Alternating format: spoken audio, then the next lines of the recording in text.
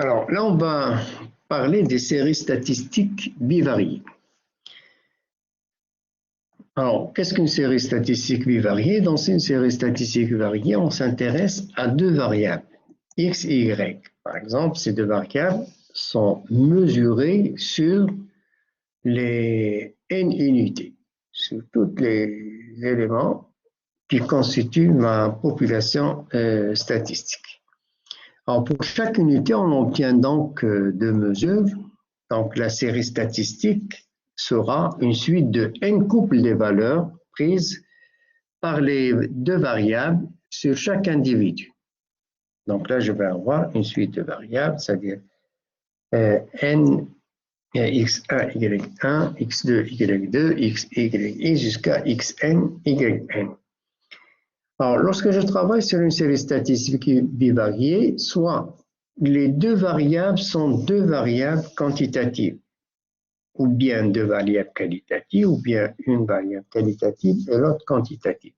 Alors maintenant, si je m'intéresse dans le cas de deux variables quantitatives, par exemple, là, si je prends le poids et la taille de 20 individus, là, je veux mesurer le poids Y, qui est exprimé en kilos, la taille X, qui est exprimée en centimètres de 20 individus, ce qui va me donner le tableau suivant. D'accord? Donc là, les deux variables sont quantitatives. Donc, comment je vais représenter mes données? Alors, mes données, je peux le présenter par un tableau de distribution de fréquences à double entrée. D'accord? Dans les lignes vont correspondre, par exemple, au poids et les colonnes en taille, ou bien l'inverse. Alors, si les deux variables x et y sont maintenant, si pour les variables, si les deux variables sont qualitatives, la même chose, je vais observer les deux variables sur chaque individu. Et là aussi, je vais obtenir des couples de données xa, y1 jusqu'à xn, yn. Par exemple, si on s'intéresse à une éventuelle relation entre le sexe de 200 personnes et la couleur des yeux, je vais obtenir le tableau de contingence qui regroupe les résultats suivants. Alors là, j'ai deux variables qualitatives. La variable couleur avec 3 modalités et la variable genre avec 2 modalités. Homme et femme, la variable couleur avec 3 modalités, bleu, vert, marron. Alors ce tableau, il est dit, à double entrée, il est dit tableau de contingence. On appelle tableau de contingence puisque les deux variables sont qualitatives. Alors maintenant, si je retourne à mon exemple de deux variables quantitatives, poids et taille, voilà, ici j'ai pris le poids et la taille pour 60 individus. Bon, en rouge, là, c'est le numéro des individus. La deuxième colonne ici, par exemple, les poids, ici, les tailles. D'accord? Alors là, ce tableau, comment je vais faire? Ça, c'est mes données brutes. Comment je vais représenter ça? Premièrement, pour mon tableau de distribution de fréquences, lorsque les deux variables sont quantitatives, je parle d'un tableau de corrélation. Alors, comment je vais confectionner là mon tableau de corrélation? Alors ici, les colonnes. Les colonnes, vous voyez, qu'est-ce que j'ai fait? Tout simplement, j'ai utilisé la règle de Stokes, là, pour avoir le nombre de classes que j'ai utilisé pour la première variable. La même chose pour la deuxième variable, j'ai calculé les intervalles pour la première variable, la seconde variable, et j'ai obtenu là les différentes classes. D'accord?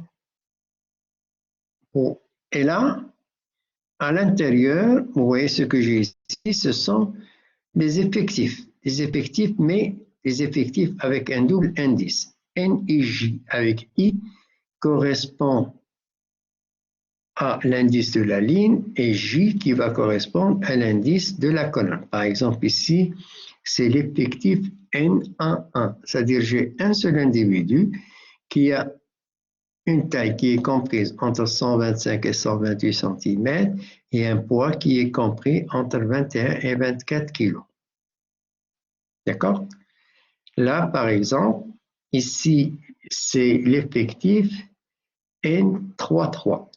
Là, c'est N32, c'est-à-dire les 5 individus qui présentent une taille comprise entre 131 et 134 et un poids qui est compris en 24 et 27. Là, par exemple, c'est N. Alors là, 1, 2, 3, 4, 5, 6. N6, 1, 2, 3, 4, 5. N6, 5. C'est-à-dire là, j'ai 7 individus dont la taille est comprise entre 140 et 143 et le poids, elle est compris entre 33 et 36. Voilà comment je peux remplir là mon tableau de corrélation. Donc là, n'oubliez pas, les différentes cellules correspondent aux effectifs NIJ. Et à la fin, là, j'ajoute une colonne pour faire les ensembles marginaux. Par exemple, ici, j'ai 5 individus qui présentent une taille comprise entre 125 et 128. Là, 13 individus qui présentent une taille comprise entre 131 et 134. D'accord? La même chose, là, je peux avoir les poids, les sommes marginaux, cette fois-ci pour les poids.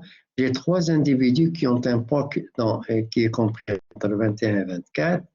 10 individus qui ont un poids compris entre 30 et 33. D'accord? Voilà comment je construis mon tableau de corrélation. Alors, ces données bivariées, ils peuvent être représentés aussi graphiquement. Et le graphique qu'on utilise le plus souvent lorsque les deux variables sont deux variables quantitatif, c'est le diagramme de dispersion. Alors, le diagramme de dispersion, ce que vous voyez ici, donc là, vous avez un nuage de points. Bon, les diagrammes de dispersion sont très importants parce qu'ils nous renseignent sur l'allure, c'est-à-dire que de mon nuage de points, est-ce qu'il prend la forme d'une droite ou bien d'une parabole ou bien d'une fonction exponentielle ou bien logarithmique ou bien une fonction inverse. D'accord? Ça, c'est important. Alors là, les différents points que vous voyez ici, chaque point, il représente un individu.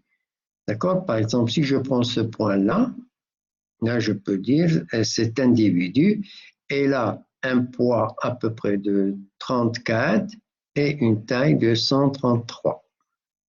D'accord? Donc ici, vous avez les 60 individus. Chaque individu est représenté par un point. Et j'ai ajouté ici là, les box plots. Alors ça, c'est le box plot pour les tailles, le box plot pour les points. Ça pour voir est-ce que la distribution contient-elle des valeurs aberrantes ou pas. Donc là, vous voyez, il n'y a pas de valeurs aberrantes.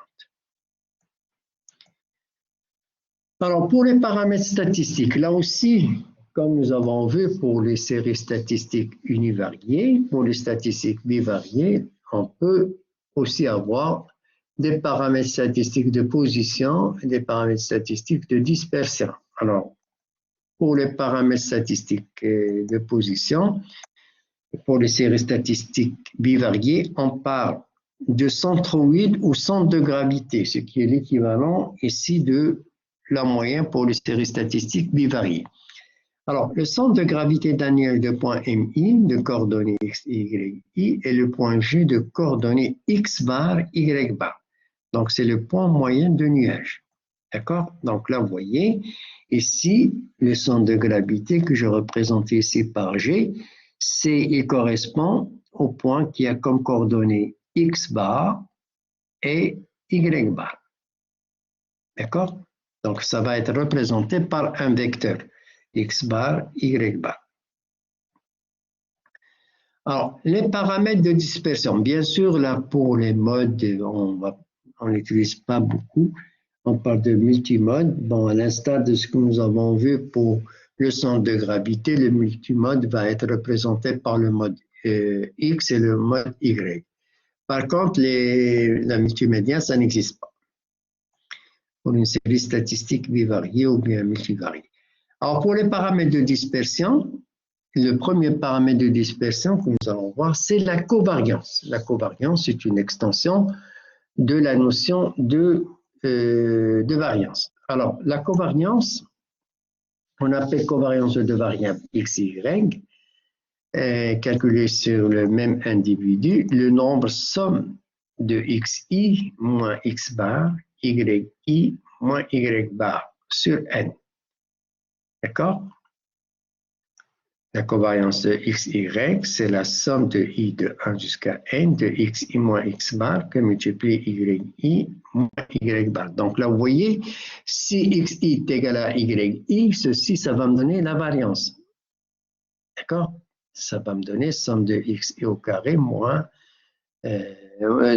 somme de xi et moins x bar, le tout au carré. Bien sûr, ça, dans le cas où xi est égal à yi, j'obtiens la variance.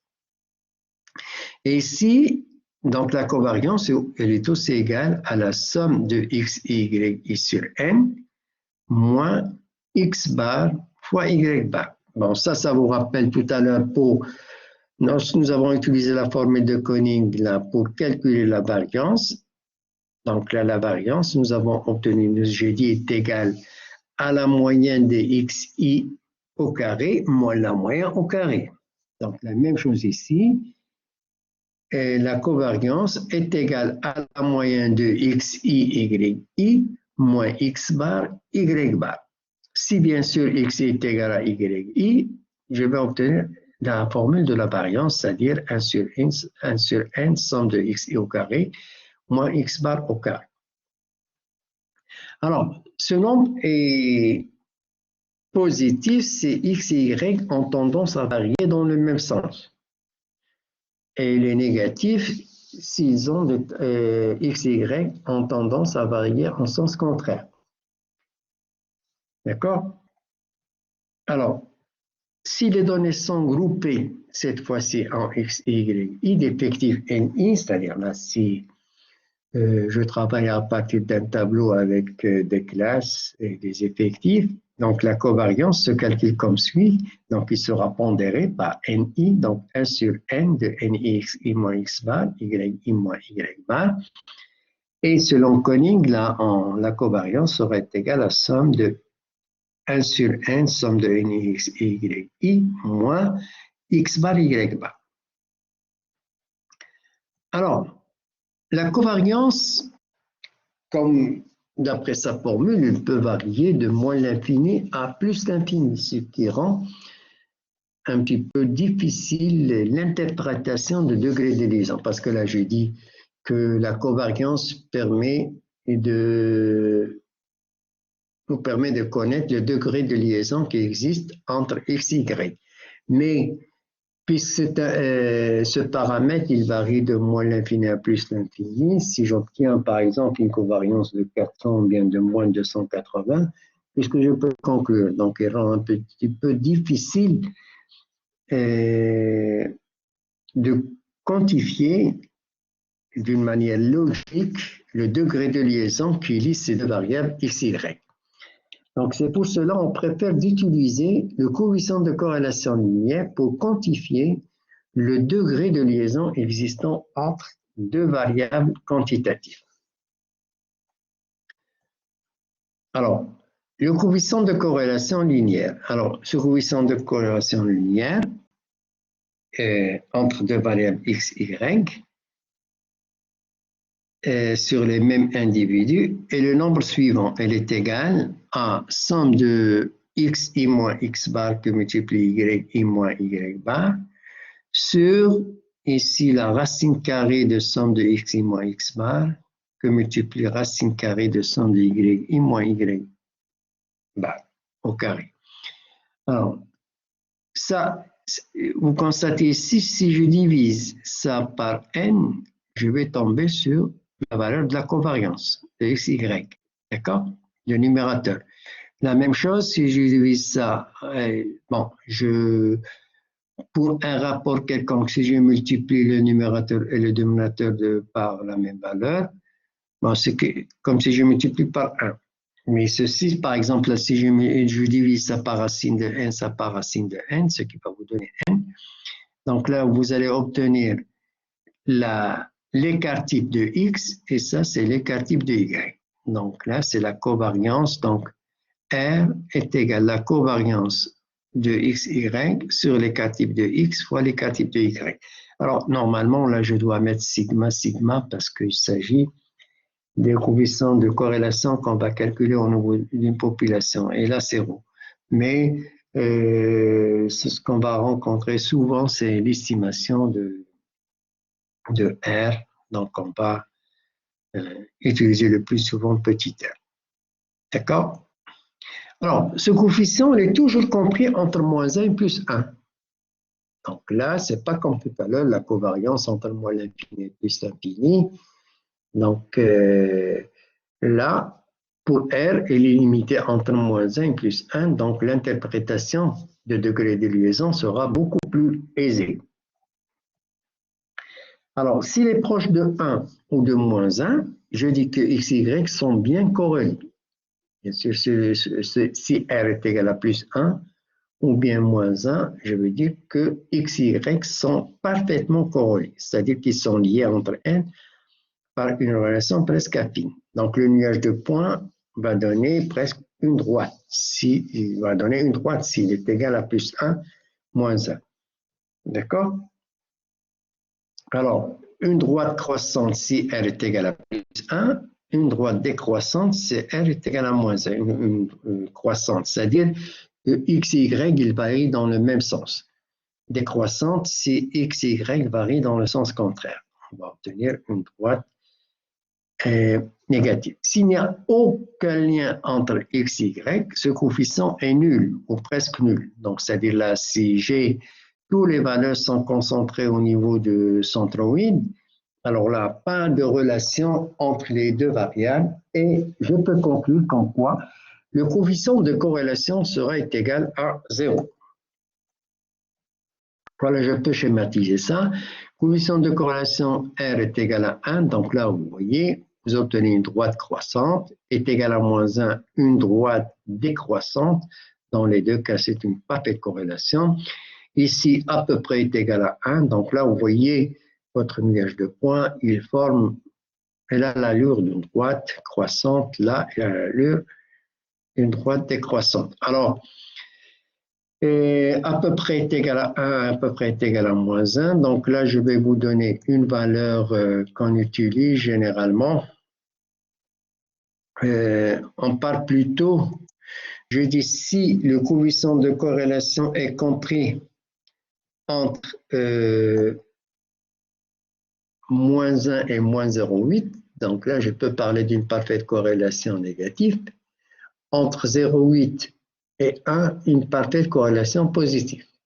Mais si ce coefficient R est inférieur en valeur absolue à 0,8, pas de corrélation. C'est-à-dire entre moins 0,8 et 0,8, je dis qu'il n'y a pas de corrélation. Bon, pour le moment, ça, on va parler de ça dans les séries statistiques descriptives, mais lorsqu'on va faire les statistiques inférentielles, on peut utiliser un test statistique approprié pour montrer est-ce qu'il y a une corrélation entre ces deux variables ou pas. D'accord? Alors, là, des exemples où R est proche de 0, par exemple, là, parce que là, je parle de coefficient de corrélation linéaire. Donc ici, pas de relation, là aussi, pas de relation linéaire entre les deux variables. Ici, vous voyez, il y a une parfaite corrélation parabolique. Par exemple, si y est égal à cx au carré plus bx plus a, ça va présenter un coefficient et une parfaite liaison, bon, qui peut être déterminée, mais cette fois-ci par le coefficient de détermination R carré, pas sur R, parce que R, on le réserve pour le degré de liaison linéaire, quelqu'un coefficient de corrélation linéaire. Donc là, dans ces différents exemples, R est égal à 0. Alors, l'objectif principal des séries statistiques bivariées, c'est de trouver la relation qui existe entre Y et X.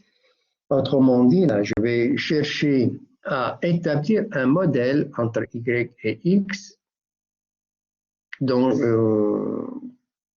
pour pouvoir prédire là, toutes les valeurs qui se trouvent dans l'intervalle de X ou bien de l'intervalle de Y à partir de cette équation que je vais appeler l'équation de régression linéaire. D'accord? Donc, c'est-à-dire établir un modèle.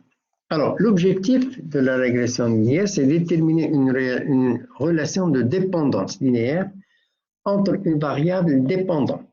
Une variable dépendante que j'appelle aussi, c'est la variable que je cherche à expliquer. Et une ou plusieurs variables indépendantes qui sont dites aussi des variables explicatives. Je vais expliquer. Par exemple, si je souhaite connaître la relation qui existe entre le budget alloué pour faire une publicité et le chiffre d'affaires d'une entreprise. D'accord? Alors, je cherche à expliquer quoi? L'évolution du chiffre d'affaires d'une entreprise. En fonction de quoi? Quelle est la variable ici explicative? La variable explicative, ici, c'est le budget alloué à la publicité. C'est-à-dire, si j'augmente mon budget de publicité, est-ce que mon chiffre d'affaires aussi va augmenter? Ou bien le contraire. D'accord? Donc là, je vais chercher à expliquer une relation qui existe entre une variable à expliquer et une variable explicative, que j'appelle une variable dépendante, une variable indépendante. Par exemple, je peux expliquer le taux de glycémie avec le taux de sucre qu'on consomme. Ça, c'est évident, plus que consommer des sucreries, plus le taux de glycémie sera important. D'accord? Donc là, je vais essayer la régression linéaire, c'est-à-dire établir un modèle de Y en fonction d'une variable X ou bien plusieurs variables X. Alors, je pars de régression linéaire simple. Lorsque je travaille, j'utilise une seule variable explicative X. Il y a une régression linéaire multiple, plusieurs variables explicatives X1, X2, XP. Alors, exemple d'une régression linéaire multiple, par exemple, si je cherche à connaître la productivité d'une pièce d'eau, un lac par exemple, la productivité en fonction des paramètres physico-chimiques tels que le taux d'oxygène, le pourcentage d'oxygène dissous dans l'eau, son pH, je peux aussi utiliser des paramètres, les orthophosphates, la concentration des orthophosphates, des nitrates et ainsi de suite. Donc, tout ça, ce sont des variables explicatives qui peuvent me renseigner sur la productivité d'un lac. Alors, maintenant, nous allons voir comment on établit cette droite de régression de Y en X. C'est-à-dire la droite d'YX qui est égale à BX plus A, avec A et B qui appartiennent à R. Alors là, vous avez l'habitude d'utiliser Y est égal à X plus B. Bon, là, je mets BX plus A tout simplement parce que dans vos calculatrices, ça c'est les appellations anglophones, et la majorité des calculatrices sont construites par les Chinois ou bien par les Japonais, les Taïwanais, c'est des anglophones. Là, ils donnent pour la pente, ils les appellent B. Donc B c'est la pente et A c'est l'ordonnée à l'origine. Nous, on est habitués dans les ouvrages francophones, plutôt c'est A qui correspond à la pente et B qui correspond à l'ordonnée à l'origine. D'accord? Alors, voilà, ici, je représente mon nuage de points et je fais passer dans mon nuage de points une droite. C'est l'estimation de mon modèle, c'est-à-dire qui passe par le maximum de points, ce qui me donne le schéma suivant. Alors là, l'objectif, pour que mon modèle soit le plus proche de la réalité, comment dois-je choisir les paramètres A et B pour que la droite il passe par le maximum de points. D'accord? Ou bien que la différence entre les vraies valeurs de y et les valeurs de y estimées qui sont au niveau de la droite seront minimales. Alors voilà, définition. Donc, les valeurs ajustées, vous avez ici, oui, le problème ici, c'est de déterminer A et B à partir d'une série bivariée. D'accord? Je vais déterminer la A et B à partir d'une série bivariée avec, c'est-à-dire x, y, i, avec i qui est égal à 1, 2 jusqu'à n. D'accord? Alors, premièrement, je vais faire le calcul des résidus. Des résidus, c'est-à-dire des EI, la différence entre les vraies valeurs et les valeurs estimées. Alors, tout d'abord, les valeurs ajustées y avec yi avec un astérix, avec un petit chapeau, veut dire là, c'est le y estimé qui se trouve au niveau de la droite, a plus bxi. Et les résidus, c'est la différence, c'est EI, c'est-à-dire la différence entre la vraie valeur de Y, c'est-à-dire ce que j'ai observé, moins la valeur estimée. Alors là, j'ai remplacé la valeur estimée, parce que la valeur estimée, c'est au niveau de la droite, moins A, moins BXI. Voilà, si je schématise ça, vous avez ici la valeur YI, c'est-à-dire la vraie valeur du nuage de points, c'est-à-dire cet individu a comme valeur XI, et les coordonnées de ce point, c'est XI et YI. Bon, là, je m'intéresse seulement au YI, donc ça, c'est la vraie valeur. Alors, ici, la projection de ce point au niveau de la droite, ça correspond à YI chapeau, estimé, c'est-à-dire ça. Donc, EI, ça correspond à la différence entre YI moins Y étoile. D'accord? Donc, c'est ça ce que j'appelle un résidu.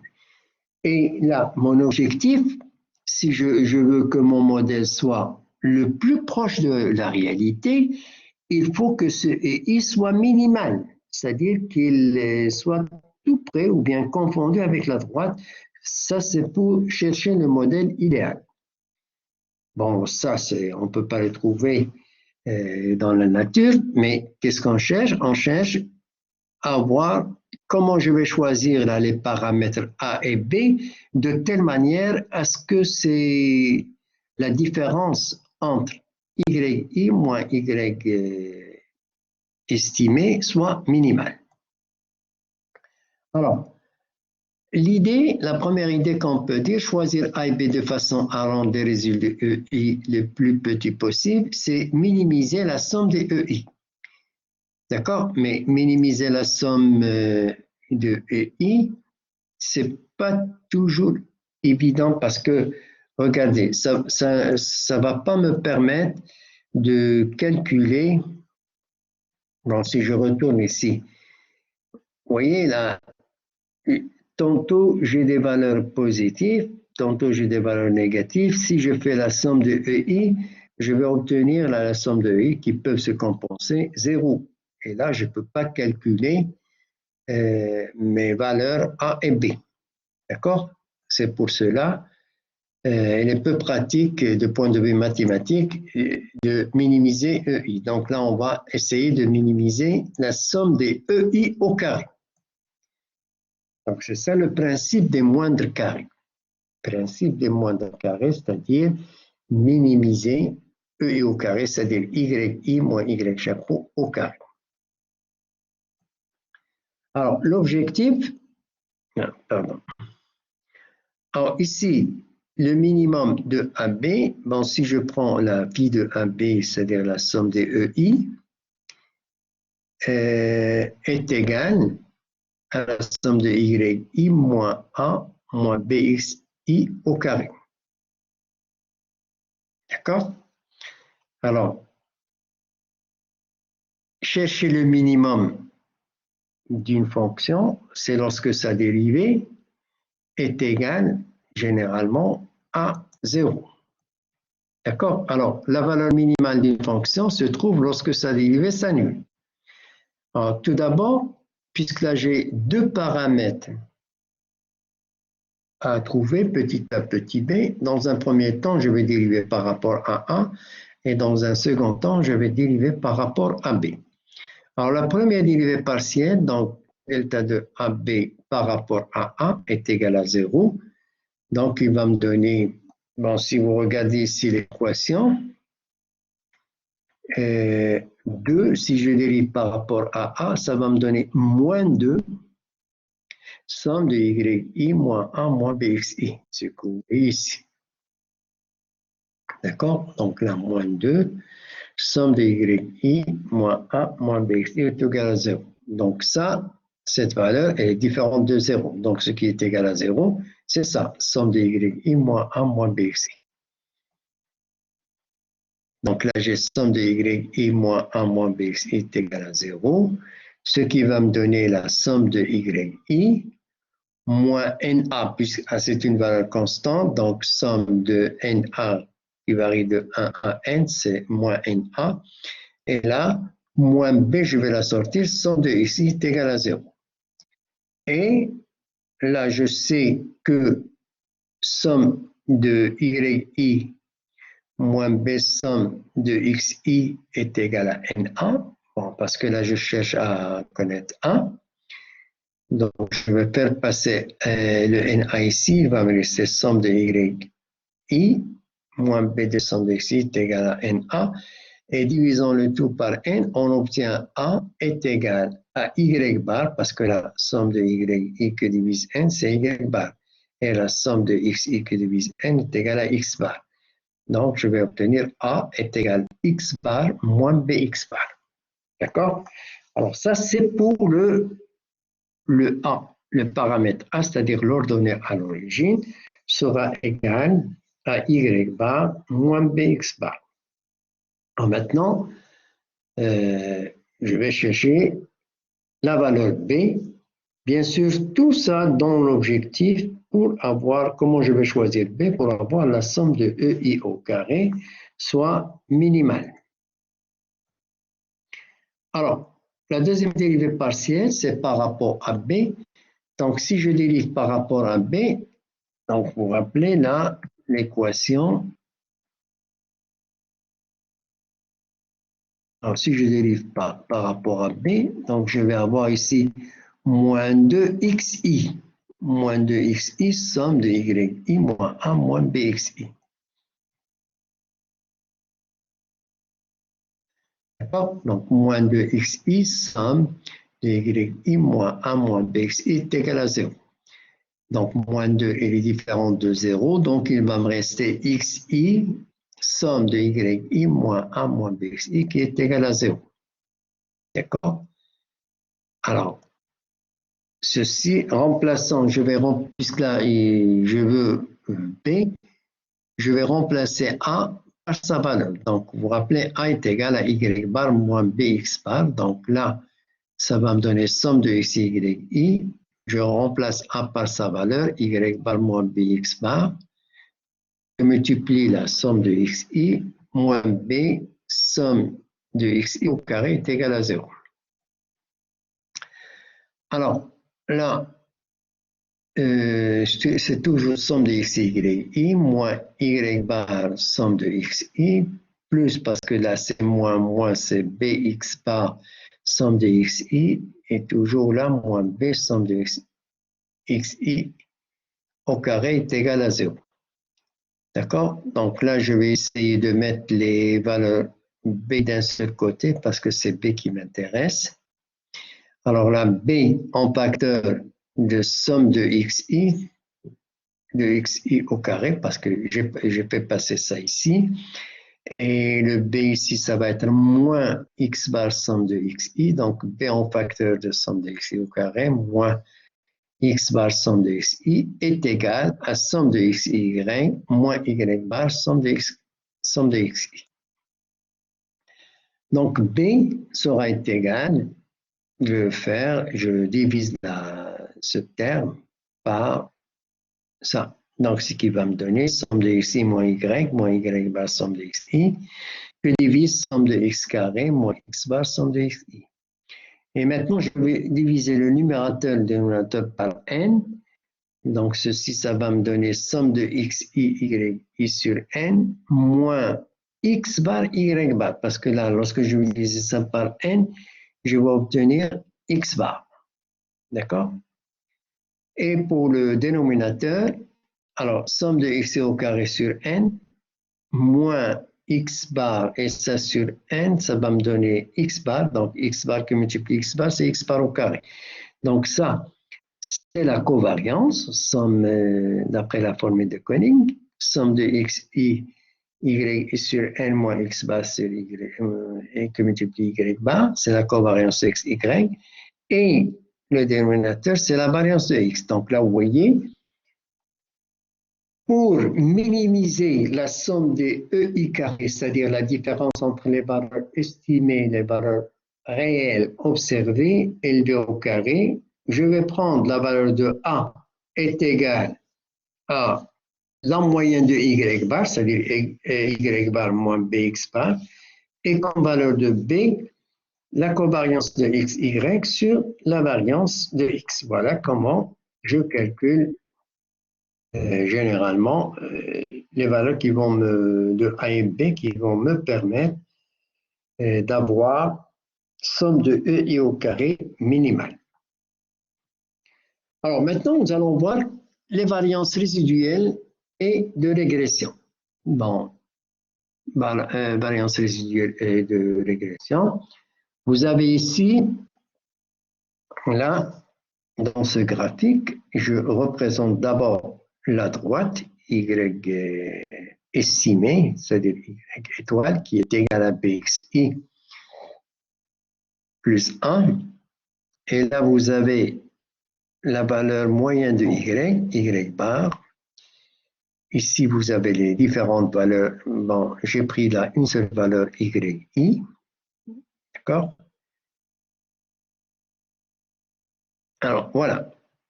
Donc, ici, pour la variabilité totale, c'est yi moins y bar. D'accord? C'est ça la variabilité totale, yi moins y bar. Pour la valeur résiduelle EI, j'ai dit c'est égal à la vraie valeur moins la valeur estimée. Alors, la valeur estimée se trouve au niveau de la droite rouge. C'est ça où il y a les différents yi estimés. C'est sur la ligne rouge. Donc là, EI est égal à yi moins y estimé.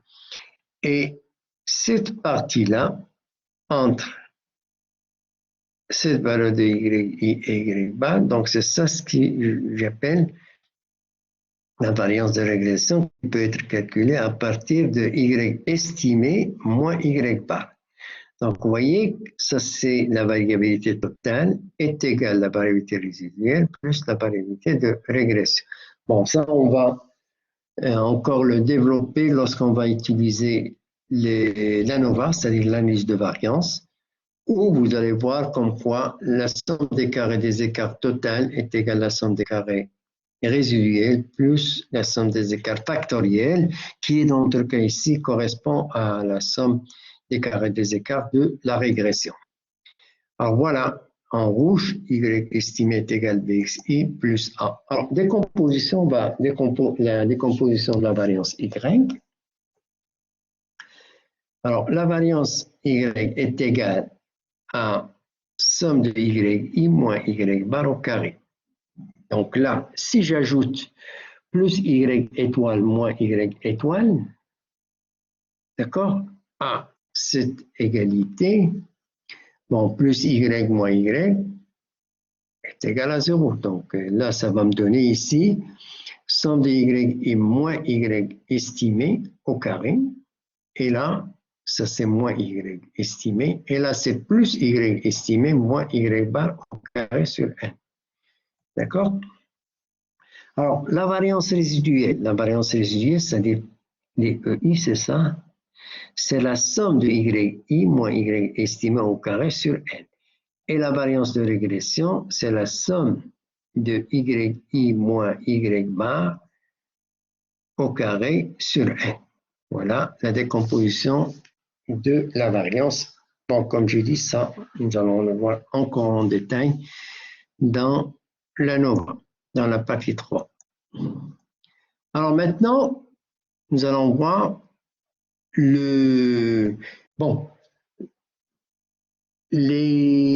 jusqu'à présent, j'ai parlé de la régression linéaire. Pour la régression linéaire, j'ai dit on peut, pour voir estimer le degré de liaison existant entre les variables y et x, j'utilise le coefficient de corrélation. Coefficient de corrélation R. Mais si mon nuage de points, il présente généralement un diagramme de dispersion, soit qu'il est exponentiel ou bien sous forme parabolique ou bien sous forme de fonction inverse ou bien sous forme logarithmique. Donc là, pour la détermination de degré de liaison existant entre la variable x et y, je vais plutôt calculer le coefficient de détermination R carré. Alors, le coefficient de détermination R carré n'est autre, il est égal à la somme de y estimé moins y bar au carré. Donc là, ça correspond, comme j'ai dit tout à l'heure, ça à y estimé moins y carré, ça correspond à la somme des carrés des écarts de régression. D'accord? La somme des carrés des écarts de régression sur la somme des écarts total. Ça, c'est y moins y bar au carré. Alors, à quoi sert ce R carré, le coefficient de détermination? C'est surtout une mesure la qualité de l'ajustement des estimations de l'équation de régression. Alors, il est utilisé en régression simple et multiple, et ce coefficient R carré, il varie de 0 à 1. Bon, c'est R carré, donc il va être toujours positif. Et parfois, on l'exprime en pourcentage. Mais là, ce R carré, normalement, il continue à augmenter, surtout là, lorsque je fais une modélisation d'une variable y en fonction de plusieurs variables x. Et au fur et à mesure que j'ajoute d'autres variables, ce coefficient de R carré, il tend vers 1. Ce qui n'est pas le cas pour le coefficient de détermination R carré ajusté. Bon, je parle de coefficient R carré ajusté parce que celui-ci, il donne le pourcentage maximal à partir du nombre de variables explicatives qui expliquent le mieux le modèle. Je m'explique. Par exemple, pour une maladie donnée qui peut dépendre là de plusieurs facteurs. D'accord? Il peut dépendre de l'âge, des antécédents familiaux, il peut dépendre de régime alimentaire que vous suivez, et ainsi de suite. D'accord? Alors, si vous ajoutez d'autres paramètres, c'est-à-dire géographiques ou bien le R carré, il va continuer à augmenter, c'est-à-dire il va tendre vers 1.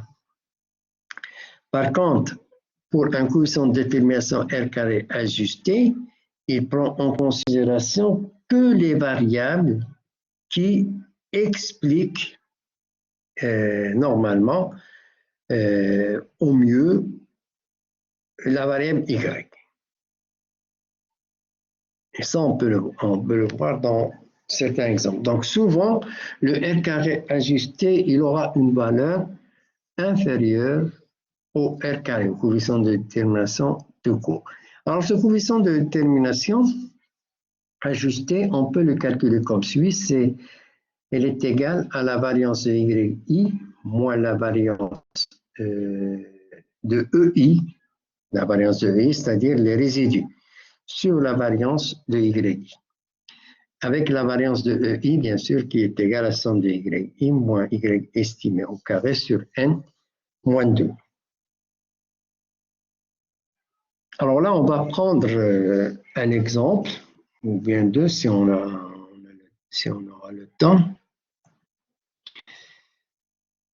Ah oui, il est déjà 10 heures. Bon, voilà, bon, ces exemples, je vais les traiter avec vous le samedi prochain. Donc, samedi, on aura un cours, donc je vais traiter avec vous ces deux exemples. Et merci de votre attention. Il faut que j'arrête mon enregistrement.